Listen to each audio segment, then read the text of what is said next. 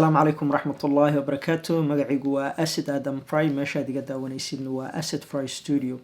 maanta waxaan ku tusi doonaa insha Allah shan shay oo haddii aad samayto, haddii aad aata in Apple Fun ama in Final Cut Pro Fun si fudud micnaha in ka indid gareeyo korto, waxay ku fududeynaysaa shantan shay aan ku tusi doono workflow-gaaga ama shaqadaada ama xilliga aad wax edit gareynaysid.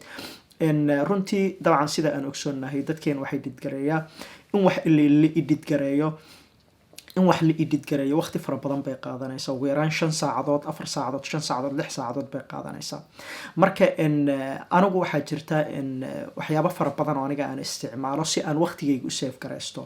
marka waxaan is iri shan shay oo aniga inta badan aan isticmaalo oo waqti fara badanna ii soo koobaya oo xilliga edit gareynta aan ku dhex jiro aan isticmaalan idin tusaya. dabcan waxaan rajaynayaa inaad wax badan ka faa'iidi doontaan, laakiin kaliya aad iyo aad baan uga xumahay waxa aan ugu talagalay kaliya inay ka faa'iideystaan dadka isticmaala Final Cut Pro X10. anigu kaasaan isticmaalaa, marka Soomaali fara badan ba sanadadan dambe isticmaasha Final Cut Pro. marka waxaan rajaynayaa insha Allah inaad wax badan ka faa'iidi doontid aan aadna computerka.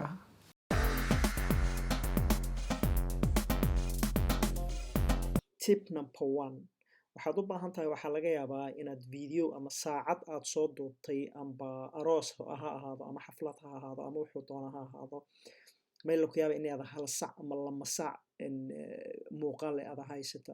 marka waqti fara badan ay kugu qaadanaysaa inaad videogii inta aad mataqaana aad dhigaysatid haddana dib intaad uga noqotid aad dib u edit gareysid. marka waqtigaasi ayaan soo koobaynaa. clipkii haddii uu ahaayo kale hal saac, tusaale ahaan hal saac ayaad soo duubtay, marka waxaad rabtaa inaad si dhaqso ah aad u dhigaysatid adoo waqtigaaga save gareysanaya. maxaad samaynaysaa markaa? waxaad samaynaysaa clipka horta aan daarno, waad daaraysaa. السلام عليكم ورحمة الله وبركاته. magacaygu waa Asad Adam Fry, meelanism oo fiirsahay tan waa Asad Fry Studio. okay, marka tartiibtaas filimkii sidaas u soconaya. marka waxaad samaynaysaa insha Allah L baad taabanaysa markuu filimka socdo. السلام عليكم ورحمة الله وبركاته. magacaygu waa Asad Adam Fry, meelanism oo fiirsahay tan waa Asad Fry Studio. Asad Fry Studio way ku heli doontaa video iyo tutorial ku saabsan sida haddii aad laba jeer aad L taabatidna waa fast zaid fast iyo noqon sameeyo filmaad iyo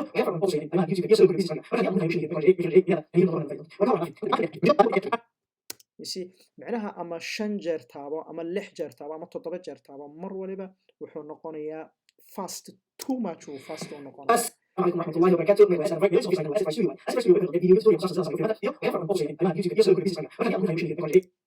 marka si aad u joojisid waxaad taabanaysaa K ayaa taabanaysaa ama ka af Soomaaliga ayaa taabanaysaa, waad joojinaysaa. marka dib baad ugu noqonaysaa wixii aad soo edit gareysay. marka si fudud baad ku maqashay Sooma, waad maqashay, waad dhigaysatay, waad ku noqonaysaa. maxaad samaynaysaa marka? J baad taabanaysaa, waa reverse buu ku samaynayaa.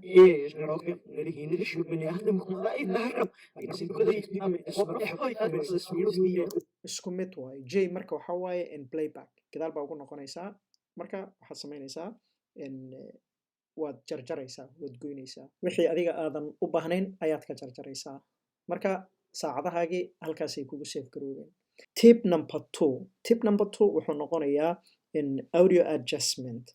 tusaale ahaan waxaad rabtaa clip baa laga yaabaa, clipkan hadda codkiisii oo kale uu yahayna dabcan waxaana aad baa laga yaabaa codkii inuu kugu dheeraado oo aad xoogaa yar yara ka rahdid. marka walays ertay dadka fiirsadayaan xoogaa yar ama dhigaasho walandhamo oo kale ka galle. marka may sameeyaase range selection, waxaad tegaysaa halkan, ayaad tegaysaa, waxaad tegaysaa range selection. markaad taabatid calaamad baa kuu soo baxaysa, calaamadan yarta ah halkan aad u jeedaan ayaa kuu soo baxaysa. marka waxaad samaynaysaa clipkii waa qabanaysaa, waa jiidaysaa inta aad rabtid oo kale inaad hoos u dhigtid, intaas oo kale ayaad hoos u dhigaysaa.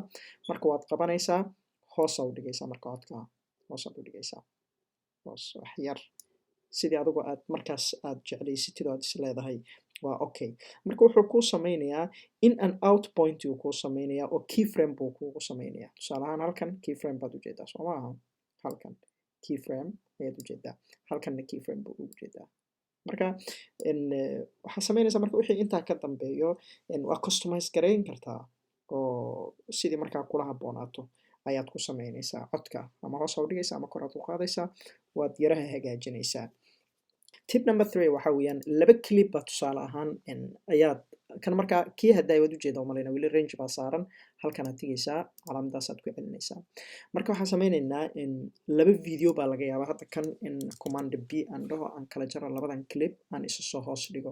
Marka aan isa soo hoos dhigo marka aan daawanayo Assalaamu calaykum waraxmatullaahi wabarakaatuh. koraan daawanaya kan hoose ma daawanayo. Marka haddii aan rabo kan hoose iyo tusaale ahaan markii oo B-roll oo kale markaad sameynaysid oo kale B-roll 2 clip oo kale oo aad rabtid inaad isku aadisid oo kale B-roll muuqaal kale aan ka duubi doonaa aan kaga sheekeyn doonaa B-rollka wax laga wado laakiin inta taqaano B-rollka marka aad sameynaysid waxaad rabtaa inay ismatch up gareeyaan kan hoose iyo kan kore ma fahmaysaa marka waxaad sameynaysaa kan koraad taabanaysaa V baad taabanaysaa calaamadda V kaas marka wuxuu kaa saarayaa highlight buu kaa saarayaa marka kan baad caadi u daawanaysaa waa yamti waay saaxiibkay cabdi xasan allaha gaarsiiyo markii meeshay isku aado kale kan kore marka waxaa kaga qaadaysaa V baa kaga qaadaysaa micnaha disactivate baa ka dhigaysaa kan waa disactivate V-da hore waa disactivate V-da dambana waa reactivate so marka way isku kaa aadayaan marka B-rollkii iyo hadalkii adigu aad waday way isku kaa aadayaan if that makes sense haddaa fahamteen haddaydan fahminna commentiga hoose igu reeb wixii aadan fahmin insha allah. Tip number 4 waxaan sameynaynaa fasting time remapping micnaha clipkan ayaa waxaan rabnaa insha allah jar aan kala jarno clipkan okay 2 clip aan ka dhignay 2 clip maadaama aan ka dhignay waxaan rabnaa in clipkan uu fast noqdo ama slow noqdo maxaan sameynaynaa marka shift B baan taabanaynaa shift B markaan taabano clipkii marka waa kana halkan marka waxaan ka dhigi karnaa fast ama slow wixii annaga aan markaa rabno fast aan ka dhigno 8 times aan dhahno micnaha saan u noqonaya clipkii oo dhan sidaasuu isku urursanayaa fahmaysaa marka haddii aad rabtid inaad aad xoogaa yar wax kusii dartidna haddii aad wax ka dhintid aad rabtid sidiisa ku celinaysaa waad dheereynaysaa waad wadaysaa ilaa iyo 100kii hadday aad ka keentay ayaad geynaysaa haddii aad rabtid inaad sii gaabisid waad sii yareyn kartaa compression aad ku samayn kartaa waad sii yareyn kartaa marka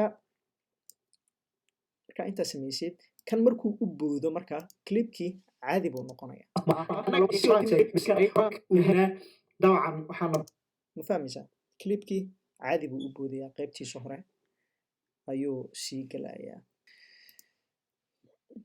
Tip number 5 uniform adjustment waxaan sameynaynaa marka clipkan waxaa laga yaabaa inuu clipyada aad soo qabanaysid mar waliba ma ahaanayaan isku color ma ahaanayaan isku viewna kuma soo qabanaysid so marka waxaa laga yaabaa inaad waxaad u baahan tahay inaad clipyadii aad soo qabatay oo kale aad match garaysid oo aad isugu kaa ekaadaan waxaan ka hadlaynaa color correction oo kale ayaan ka hadlaynaa marka waxaad sameynaysaa 2 clip kanaan ka dhigno kana 2 clip ka dhignay marka clipkan oo kale ayaan waxyar waxaan ku ciyaaraynaa marka midabkiisan waxyar ka bedelaynaa insha allah saanaan ka dhignay okay waxba micno saasa nooguma fadhiyaa midtonekan waxyar saandhe ama kor booqaad halkan highlightskiisa waxyar saan ka dhig kan okay kan hoosaan u dhigna shadowga waxyar adigu sidan aan ka dhignay kan iyo kan isku mid maaha